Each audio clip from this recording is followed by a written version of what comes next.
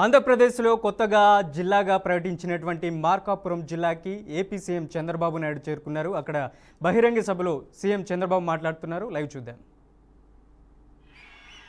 మొన్న ఎన్నికల్లో అఖండ విజయాన్ని సాధించి పెట్టారు. నేను ఎన్నికల కంటే ముందు మీ అందరికీ ఒకే మాట చెప్పాం. రాష్ట్రం నష్టపోయింది. ఎక్కడ చూసినా విధ్వంసం జరిగింది.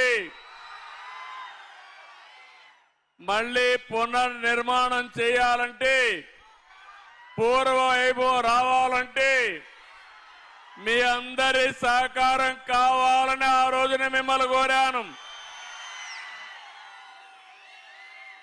ఈ రాష్ట్రం కోసమే నేను జనసేన అధినేత పవన్ కళ్యాణ్ గారు కలిశాం.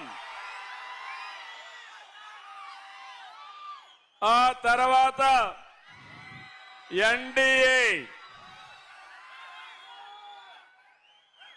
మన ప్రధానమంత్రి నరేంద్ర మోడీ గారు పూర్తిగా సహకరించి కూటమి కట్టాం. నేను ఎన్నో రోజులు రాజకీయాల్లో ఉన్నాను, కానీ మొన్న ఎన్నికల్లో మీరు ఓట్లేసిన విధానం, ఎవరిని అభ్యర్థిని పెట్టినా 94% గెలిచాం. అఖండ విజయాన్ని కట్టబెట్టిన మిమ్మల్ని అందరినీ అభినందిస్తున్నా. అరకు మొదలుకొని ప్రకాశం వరకు ఒక్క సీటు కూడా వాళ్ళకి రాలేదు. ఏజెన్సీలో 2 వచ్చాయి. ప్రకాశం జిల్లాలో కొద్దిగా బ్రేక్ పడింది. ఎర్రగొండపాలెం, దర్శి మనం దెబ్బతిన్నాం. రేపు జరిగే ఎన్నికల్లో ఒంగోలు జిల్లా, మార్కాపూర్ జిల్లా 100% గెలిపించే బాధ్యత మీది. సిద్ధమా తమ్ముళ్ళు అని అడుగుతున్నా. ఆడబిడ్డలు సిద్ధమా అని మిమ్మల్ని అడుగుతున్నా. నేను ఈ రోజు మీ దగ్గరకు వచ్చింది మాటలతో రాలేదు. ఎన్నికల ముందు మీకు ఒక మాట చెప్పాను. 150 కిలోమీటర్లు ఇక్కడి నుంచి మీరందరూ కూడా ఒంగోలు పోతున్నారు. మార్కాపూర్ని జిల్లా చేస్తానని చెప్పా, మాట నిలబెట్టుకున్నాను. అవునా కాదా అని మిమ్మల్ని అడుగుతున్నా. ఆ రోజు నేను ఆలోచించాను. నేను 3 ప్రాంతాల్లో హామీ ఇచ్చాను. ఒకటి మార్కాపూర్ జిల్లా, వెనుకబడిన ప్రాంతం, మీకు న్యాయం చేయాలి. రెండోది మదనపల్లి, అన్యాయం జరిగింది, అక్కడ ప్రాంతం వాళ్లకు న్యాయం చేస్తానని చెప్పాను. మూడోది పోలవరం. పోలవరం ప్రాజెక్టు వల్ల రాష్ట్రానికి పూర్వ వైభవం వస్తుంది. పోలవరం రాష్ట్రానికి జీవనాడి. అక్కడ నష్టపోయిన వారి కోసం పోలవరం జిల్లా ఇస్తానని చెప్పాను. ఈ 3 కూడా జిల్లాలుగా చేసి మళ్ళీ మీ దగ్గరకు వచ్చాను. మీరందరూ ఆనందంగా ఉన్నారా అని మిమ్మల్ని అడుగుతున్నా. గట్టిగా చప్పట్లు కూడా చెప్పండి, మేమందరం ఆనందంగా ఉన్నామని. ఏం తమ్ముళ్ళు, మీరు వెనకాన ఉండేవాళ్ళు, బయట ఉండేవాళ్ళు, ఇండ్ల దగ్గర ఉండేవాళ్ళు, 2వ వరం 3 వరాలతో వచ్చాను నేను మీకు. రెండో వరం సంవత్సరాల కంటే ముందు 96 మార్చి 5వ తారీఖున నేను ఈ ప్రాంతానికి టూర్ వచ్చాను. మీ కష్టాలు చూశాను. ఎక్కడ చూసినా ఫ్లోరైడ్ ఉండే నీళ్లు, తాగడానికి వీలులేని నీళ్లు, కరువు ప్రాంతం ఈ ప్రాంతం. మాకు శ్రీశైలం నీళ్ళిమ్మని అడిగారు మీరు ఆ రోజు. పిల్లలున్నారు కానీ పెద్దలకు జ్ఞాపకం ఉందా అని అడుగుతున్నా మిమ్మల్ని అందరినీ. జ్ఞాపకం ఉంటే గట్టిగా చప్పట్లు కూడా చెప్పండి, జ్ఞాపకం ఉందని. ఆ రోజు నేను ఆలోచించాను, ఎప్పుడైనా సరే వెనుకబడిన ప్రాంతాలను అభివృద్ధి చేయాలి. మార్కాపూర్ ప్రాంతం ఆ రోజు ప్రకాశం జిల్లా పశ్చిమ తాలూకాలు నీళ్లు లేకుండా ఇబ్బంది పడ్డారు. అందుకే నేను హామీ ఇచ్చాను, భూమి పూజ చేశాను, ఫౌండేషన్ వేశాను. అది వెలిగొండని మరొక్కసారి మీ అందరికీ విజ్ఞప్తి చేస్తున్నా.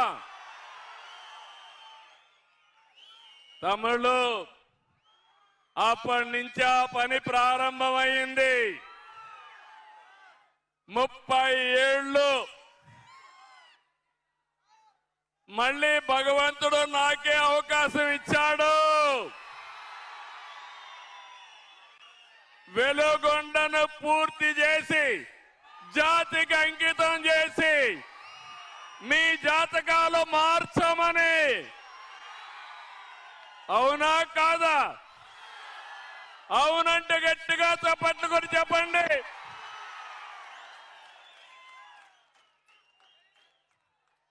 నేను ఒకటే ఆలోచించాను, కష్టాల్లో ఉండే రైతులను ఆదుకోవాలి, పేదవాళ్ళకు అండగా ఉండాలి, అందరితో సమానంగా మీ జీవన ప్రమాణాలు పెరగాలని ఆలోచించాను.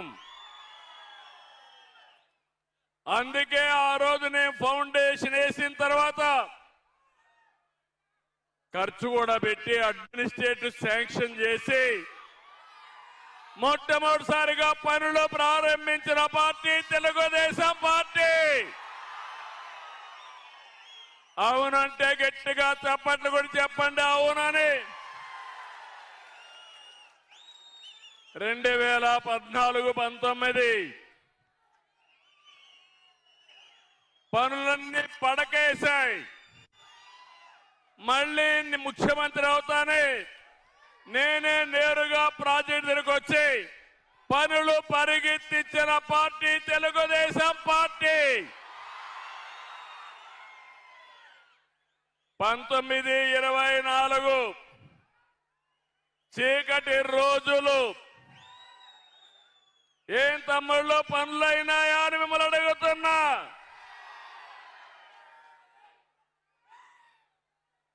మీరందరూ ఆలోచించుకోవాల్సిన అవసరం ఉంది. ఆ రోజు మీరు ఒక్కసారి చూస్తే ఆనాటి ముఖ్యమంత్రి దీనివల్ల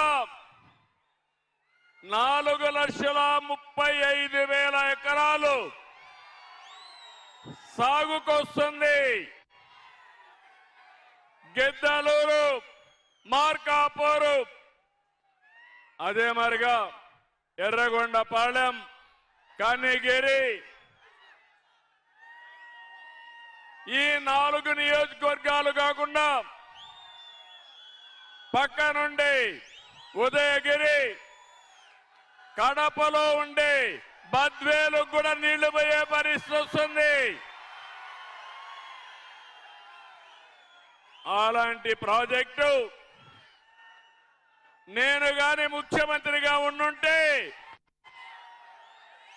21లో మీకు నీళ్లు ఇచ్చేవాడిని.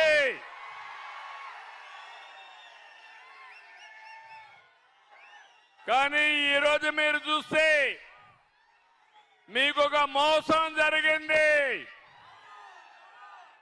ఆనాటి ముఖ్యమంత్రి మీకు ఒక మాట చెప్పాడు, పనులు అయిపోయినాయని చెప్పాడా లేదా?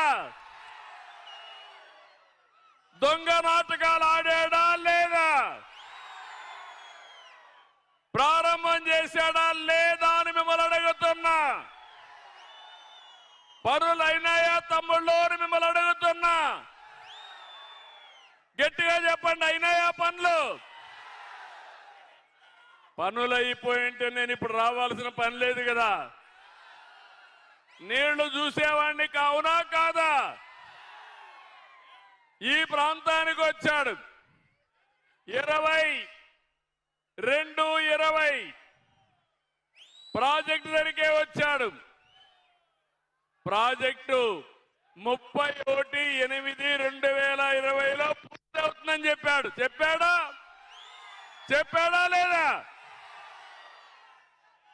ఒంగోలులో బహిరంగ సభ 7-10-21 31/8/22లో పూర్తి చేస్తారని హామీ ఇచ్చాడా